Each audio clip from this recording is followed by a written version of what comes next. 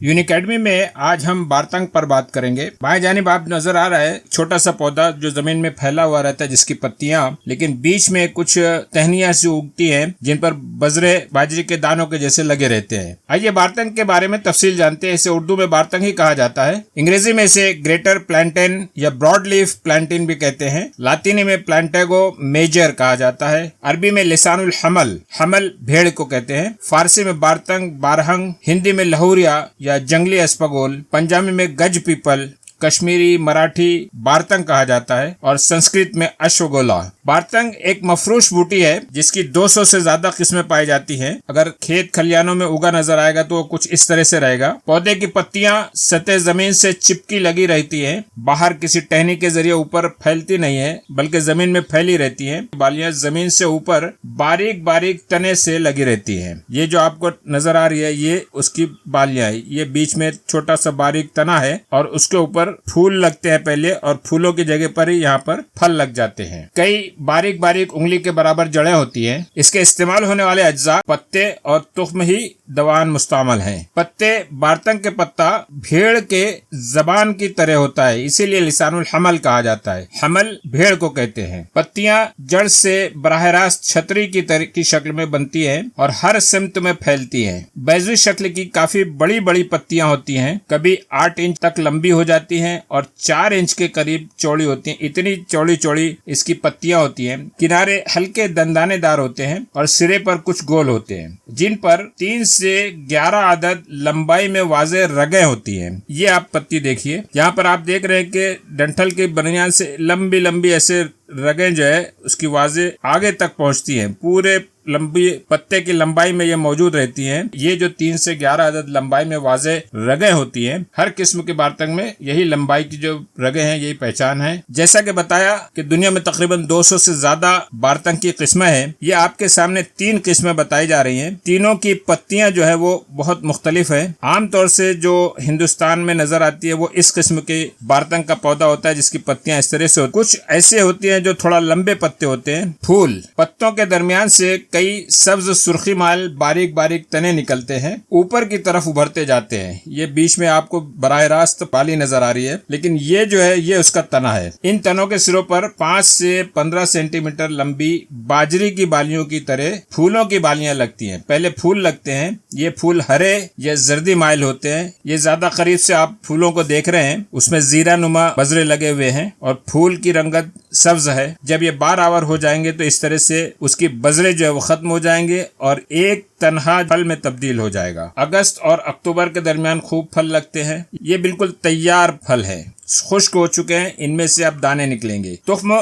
तल्ख होता है जबकि पत्तों का मजा जो है वो फीका और लुआबदार होता है। तुख्मों को आप करीब से देख रहे हैं। एक फल इस तरह से होता है, 3 फल यहाँ पर मौजूद है और जब ये खुल जाता है, ये फट जाता है तो इसमें से इस तरह से तुख्म निकलते हैं। ये एक तुख्म है, ये एक तुख्म है। तुख्म बहुत छोटे होते हैं, 2 से 4 मिलीमीटर उनकी लंबाई होती है। बैजरी शक्ल के होते हैं, बिल्कुल बाजरी के दानों के जैसे नजर आते हैं। असल शक्ल जो है वो अस्पगोल के मुशाबे होती है। रंगत इसकी बनफशई माइल सियाह होती है। ये आप देख सकते हैं। यहाँ ये हाथ में जो है पूरा फल है और ये जो है उसके तुख्म है। इसी हालत में खुश्क तुख्म ही तुख्म बारतंग कहलाते हैं और बाजार में आसानी से दस्तयाब है। और पत्तों का जो इस्तेमाल है, ताज़ा पत्ते ही ज्यादा मुस्तमल है। ये खुश्क हालत में उसकी लड़ियां हैं, उसके बालियां हैं। ये आपके सामने बोटेनिकल डायग्राम है। फलों में तब्दील हो गई बालियां, ये है फल और ये है एक तुख्म, बिल्कुल अस्पगोल की तरह नजर आता है। ये इंडो पाक में सब जगह, खुसूसन शुमाली भारत में, कश्मीर में, पंजाब के बलूचिस्तान, वजीरिस्तान के सरहदी इलाके और पेशावर वगैरह में मिल जाता है। ये सारे इलाकों में से मिल जाता है। दुनिया के ज्यादातर इलाकों में बारतंग कुदरतन उगता है। जो मशहूर है वो वादी हिमालय है, नेपाल, भूटान, शाम, अफगानिस्तान, अल्जीरिया और इस तरह के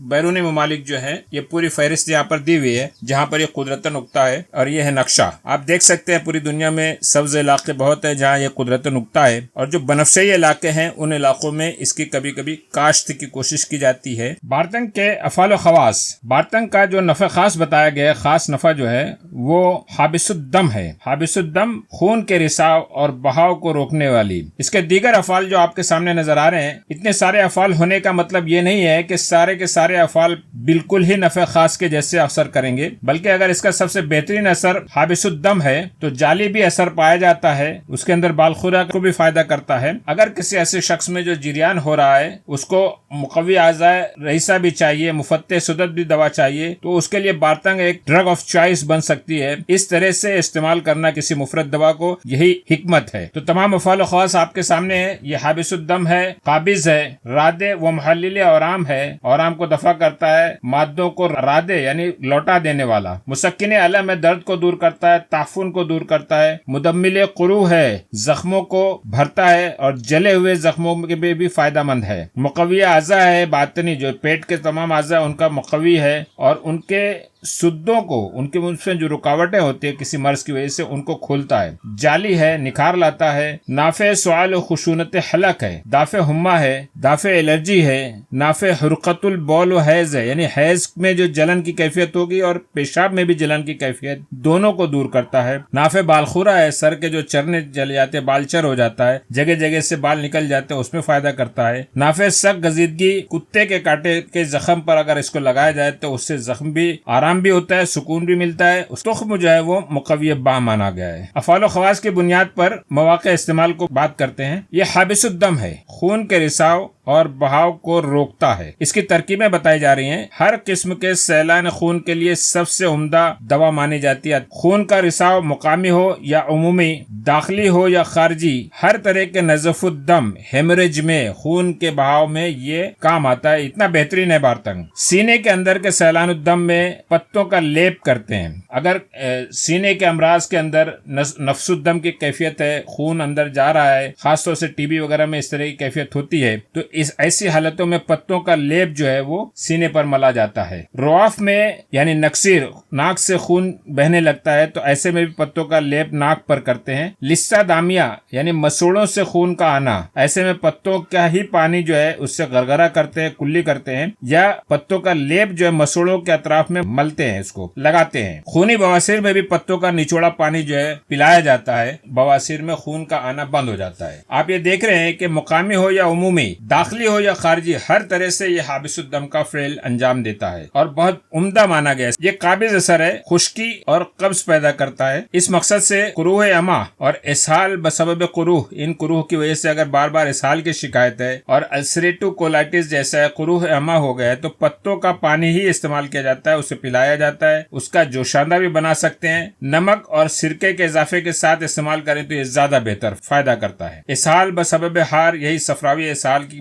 بات ہے، یہ زہیر کی کیفیت ہے، پیچش کی شکایت ہے، ایسے میں پتوں کا رس دیں گے۔ اگر ان پتوں کے رس کو جوش دے کر آپ پلائیں گے، تھوڑا سا ہلکا گرم کر کے پلائیں گے تو قبضیت اور زیادہ ہوتی ہے، اسہال میں تیزی سے افاقہ ہو جاتا ہے۔ رادے کہتے ہیں لوٹانے والی چیز کو، اگر اس مقام پہ اس کو ملا جائے، کسی جگہ پر سوجن ہو، کوئی تکلیف ہو، تو وہاں سے مواد کی خراب مواد جو ہے وہ دوسری طرف چلا جاتا ہے، جہاں سے اس کا اخراج بآسانی ہو سکتا ہے۔ ایسی جگہ کے لیے ہم اسے رادے استعمال کرتے ہیں۔ تو یہ ہے رادے، اور ساتھ ہی محلل اورام ہے، ورموں کو تحلیل کرتا ہے۔ کنٹھ مالا، عام طور سے گردن میں سوجن کی تکلیف ہو جاتی ہے، گلینڈز بڑھ جاتے ہیں، اسے کنٹھ مالا کہتے ہیں، خنازیر کہا جاتا ہے، ہاچکنس ڈیسیز، نان ہاچکنس ڈیسیز، ایسے میں اس کا اسارہ پلایا جاتا ہے یا پتوں کا لیپ لگایا جاتا ہے۔ رس بھی پلا سکتے ہیں، پتوں کا جو پانی ہے، آب بارتنگ سبز مروق کہا جاتا ہے، یہی استعمال ہوتا ہے عام طور سے۔ مقد کے مقامی مادے کو تحلیل کرتا ہے، یہ مقامی طور سے سوجن ہے، درد کی کیفیت ہے تو اس کا لیپ کیا جا سکتا ہے، پتوں کا لیپ کر سکتے ہیں، جس سے دو بات ہوگی، ایک تو سوجن بھی کم ہوگی، مادہ بھی تحلیل ہوگا، وہاں سے مواد رادے کے طور پر دوسری طرف چلا جائے گا۔ اس طرح سے کئی فائدے حاصل ہو جاتے ہیں، درد میں بھی کمی ہو جاتی ہے، مادہ بھی تحلیل ہو جاتا ہے اور مواد بھی دوسری طرف پلٹ جاتا ہے۔ مسکن درد ہے، یہ درد کو دور کرتا ہے۔ اس کے لیے کان کے درد کے لیے استعمال بتایا گیا کہ پتوں کا جوشاندہ بنائیں اور اسے ٹھنڈا کرنے کے بعد قطرہ قطرہ آپ دے سکتے ہیں، صبح شام 2-3 قطرہ دے، درد میں افاقہ ہوگا۔ دانتوں کے درد کے لیے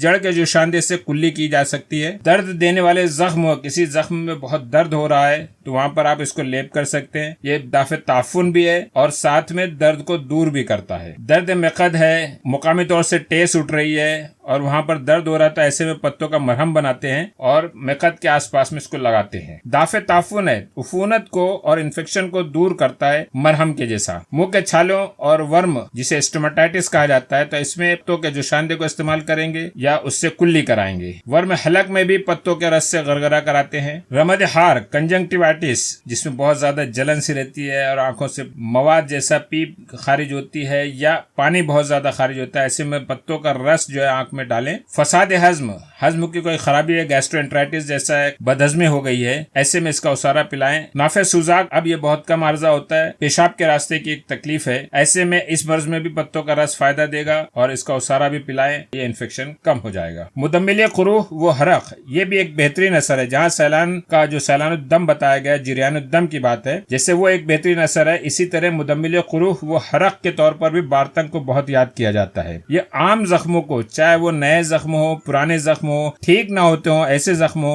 جلنے والے زخم ہو، ان سب سارے زخموں کے لیے بارتنگ کا مرہم جو ہے، لیپ ہے، اچھا فائدہ کرتا ہے. اطباء کہتے ہیں کہ نئے اور پرانے زخموں کے بھرنے کے لیے اس سے عمدہ دوا نہیں ہے. خراب اور مشکل سے بھرنے والے جو زخم ہو جاتے ہیں ان میں آپ پتوں کا لیپ کریں. حرق جو جل جاتا ہے، ایسے مقام پر لیپ کریں. حرق میں بھی آسودگی دے گا، راحت دے گا اور زخم بھی اور جلن کی کیفیت بھی دور ہو جائے گی. مقوی آشا ہمارے شکم میں، بطن میں، جو پیٹ میں جو اندرونی اعضاء ہے، جس میں بہت سارے اعضاء ہیں، جگر ہے، اسپلین ہے، تحال ہے، آپ کے مرارہ ہے، گردے ہیں، آتے ہیں پوری، اس طرح کے جتنے بھی پیٹ میں جو اعضاء ہیں ان کا یہ مقوی مانا جاتا ہے. چاہے وہ جگر ہو، تحال ہو، گردے ہوں، ہر ایک کا مقوی مانا جاتا ہے. اس کے لیے اس کا اوسارا پلایا جاتا ہے. مفتح صدد ہے، رکاوٹوں کو کھولنے والا ہے، رکاوٹوں کو دور کرنے والا ہے. ان سارے آشا میں، یعنی جو ہمارے شکم میں جتنے بھی اعضاء ہیں، ان کے اندر کسی قسم کا سدہ پیدا ہو جائے، رکاوٹ پیدا ہو جائے، امراض جگر و تحال میں کام آتا ہے. یرخان ہے جو بھی، وہ بھی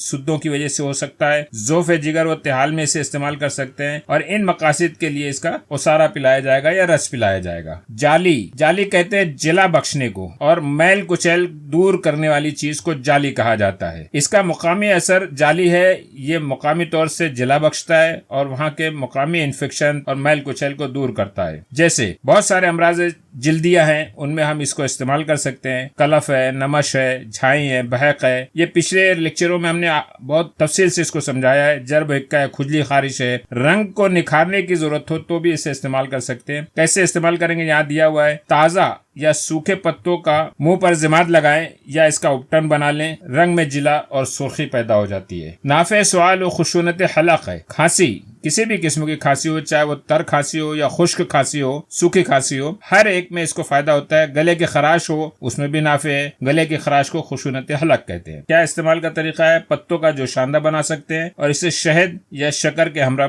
یا تو پلائیں یا چھوٹا بچہ ہے تو چٹاتے رہیں لوک کی طرح. سوال میں، کھانسی میں، خشونت حلق میں فائدہ دے گا. دافع ہما ہے، بخار کو کم کرتا ہے اور کئی قسموں کے بخاروں کو کم کرتا ہے. تپ ہار کو کم کرتا ہے. سیلو دک کے بخار میں نافع ہے. نوبتی بخاروں میں فائدہ کرتا ہے. ترکیب بہت سمپل سی، اس کے پتوں کا پانی پلائیں. نافع الرجی ہے، زود حساسیت. الرجی بہت ساری دواؤں سے، کھانے پینے سے اور بہت سارے جدید ادویات سے بھی ہم کو الرجی ہو جاتی ہے، تو نافع الرجی ہے. اس الرجی کو دور کرنے کے لیے دافع شرع کا جائے. شرع آرٹیکریا، پتی اچھل جاتی ہے، اور سرخ بادہ ایریسیپیلس کہا جاتا ہے. ان میں پتوں کا پانی پلایا جاتا ہے جس سے الرجی دور ہوتی ہے.